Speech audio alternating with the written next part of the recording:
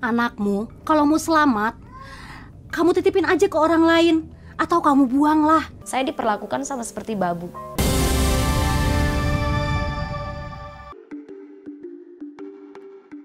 Dari antara kita kakak beradik, saya yang suka sakit. Kadang tiba-tiba lagi di jalan tiba-tiba jatuh. Memangnya nggak ada obatnya, Dok? Obat tidak bisa dibantu banyak, Bu. Apalagi secara fisik, anak ibu sangat lemah. Terus-terusan begitu, terus-terusan sakit. Bu, anakmu, kalau mau selamat, kamu titipin aja ke orang lain. Atau kamu buanglah. Masa sampai segitu? Jadi bukan orang tua saya yang urus, tapi orang lain yang urus. Waktu kecil sih saya bilang saya sangat menderita dengan itu.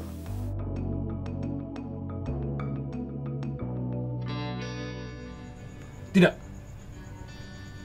Mau bagaimanapun keluarga kita tetap harus bersama.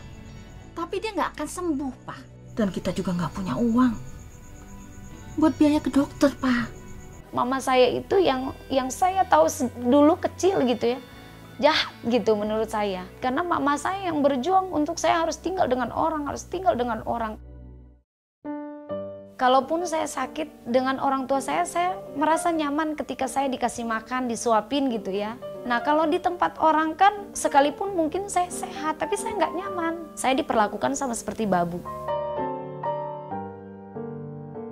Persoalannya di sini masalahnya hati saya. Terus mengalami yang begitu, akhirnya tetap saya ingat orang tua, tetap saya pengen tinggal dengan orang tua, itu aja. Saudara-saudara, hidup bersama Tuhan itu tidak ada yang mustahil. Ketika dia bilang koreksi dirimu, Anda berhadapan dengan Tuhan, Anda berdoa ke Tuhan. Kalau ada sesuatu dalam hatimu, Tuhan bongkar hatimu, pulih, beres. Jangan sampai luka hati itu ditutupin gitu katanya.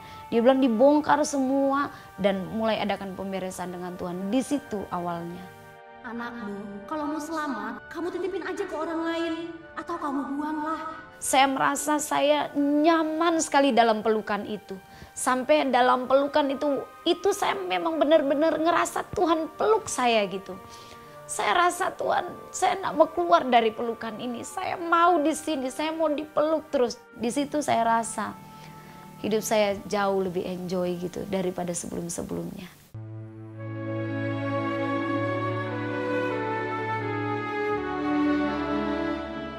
Makanya saya cuma tahu ketika saya mau dengan Tuhan, saya mau belajar tentang firman Tuhan lebih lagi, saya mau jadi hamba Tuhan, saya cuma tahu bahwa Tuhan yang memulihkan utuh hati saya.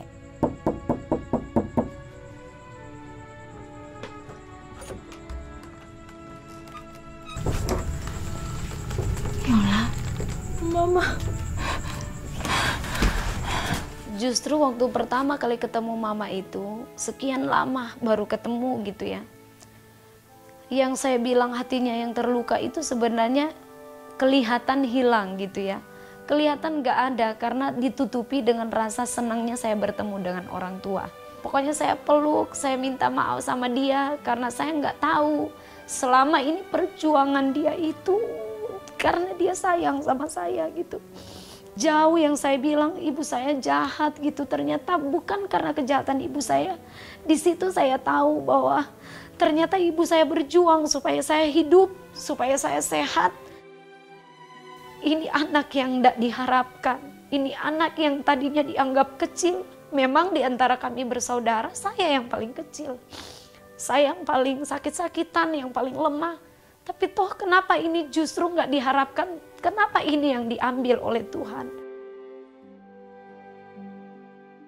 Di bulan Juli itu ibu saya dipanggil Tuhan.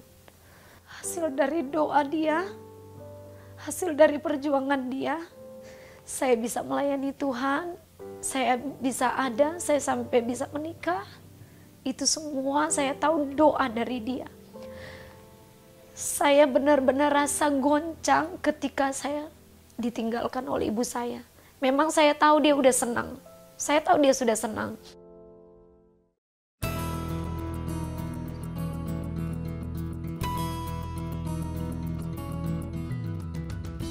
Puji Tuhan, saya sungguh bersyukur karena Tuhan yang sudah memulihkan saya.